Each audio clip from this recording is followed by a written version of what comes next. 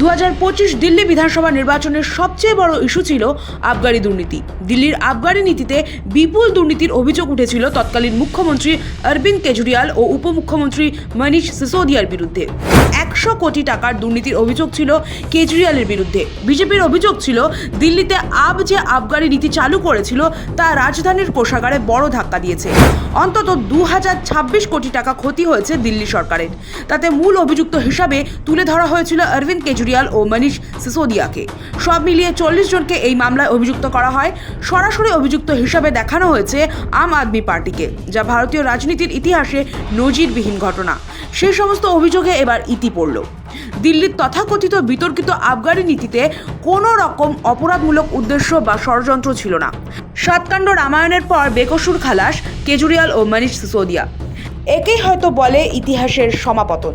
একসময় ভোটের ফলাফলে নির্ণায়ক ভূমিকা নেওয়া বোফোর্স এবং 2G দুর্নীতির অভিযোগ পরবর্তী সময় প্রমাণিত হয়নি আদালতে। একই পরিণতি হলো দিল্লির আবগারি মামলারও। বোফোর্স অস্ত্র কেলেঙ্কারি। ভারত ও সুইডিশ অস্ত্র প্রস্তুতকারক সংস্থা এবি বোফোর্সের মধ্যে 1437 কোটি টাকার চুক্তি হয়েছিল 1986 সালে। 1987 সালে 1 বছরের মধ্যেই সুইডিশ রেডিও দাবি করে বোফোর্সের তরফ থেকে ভারতীয় রাজনৈতিক নেতা এবং প্রতিরক্ষা মন্ত্রকের আধিকারিকদের ঘুষ দেওয়া হয়েছে। সুইডিশ অস্ত্র সংস্থার তৎকালীন প্রধান মার্টিন আর্ডবোর বিরুদ্ধে 1990 সালে অভিযোগ নথিবদ্ধ করে সিবিআই। সুইডেন থেকে বোফোর্স কামান কেনার পিছনে দুর্নীতির অভিযোগ ওঠার পরে 1989 সালের লোকসভা ভোটে প্রধানমন্ত্রিত্ব হারিয়েছিলেন রাজীব গান্ধী। ক্ষমতায় বসেছিলেন বোফোর্স কেলেঙ্কারির অভিযোগ তুলে শিরোনামে আসা বিশ্বনাথ প্রতাপ সিংহ।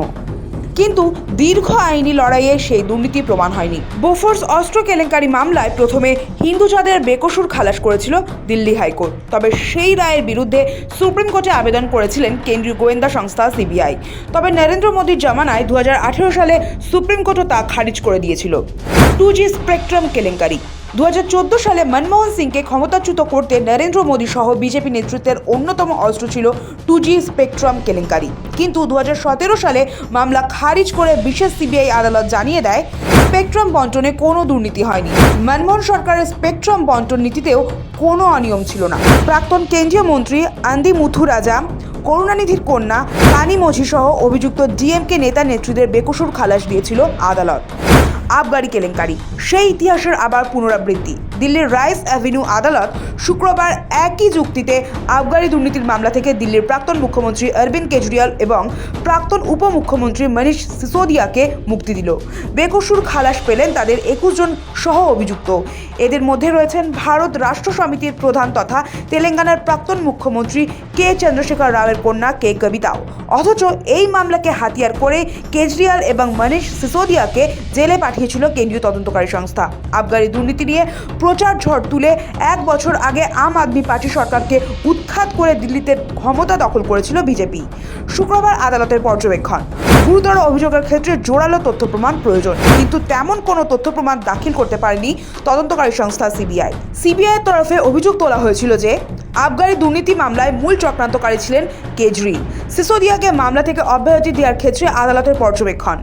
সিবিআই এমন কোনো তথ্য প্রমাণ দাখিল করেনি যা থেকে সিসোদিয়ার অপরাধমূলক আচরণের কোনো ইঙ্গিত পাওয়া যায়।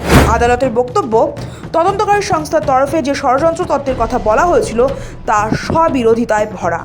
সেই সঙ্গে শুক্রবার সিবিআইয়ের উদ্দেশ্যে নিম্ন আদালতের বিচারক জিতেন্দ্র সিংহ বলেন, অভিযোগের সপক্ষে তথ্য প্রমাণ দাখিল করতে না পারলে সরকারি প্রতিষ্ঠানের উপর মানুষের আস্থা টলে যায়। ঠিক যেমন 2017 সালে 1552 পাতার রায়ে আদালত বলেছিল 1,76,000 কোটি টাকা রাজস্ব ক্ষতির যে অভিযোগ সিএজি তুলেছিল তা পুরোপুরি ভিত্তিহীন। সিবিআই এবং ইডি 35 জন অভিযুক্তের বিরুদ্ধে কোনো অভিযোগই প্রমাণ করতে পারেনি। বাছাই করা কিছু তথ্য সাজিয়ে তাকে আকাশ ছোঁয়া বানিয়ে দুর্নীতি সাজিয়েছিল কিছু লোক। সবই গুজব, গসিপ জল্পনায় তৈরি জনমতের ভিত্তিতে চলছিল। কিন্তু তার ঠিক 3 বছর আগে 2014 সালে মনমোহন সিংয়ের সরকারকে বেইমান প্রতিপন্ন করে প্রধানমন্ত্রীত্বে আসীন হয়ে গিয়েছিল নরেন্দ্র মোদী। ঘটনাচক্রে 2.5 দশক পরে দিল্লিতে বিজেপি মুখ্যমন্ত্রী হওয়া রেখা গুপ্তের শপথের বর্ষপূর্তি হয়ে গিয়েছে আবগারি মামলার রায় ঘোষণার ঠিক 1 সপ্তাহ আগেই।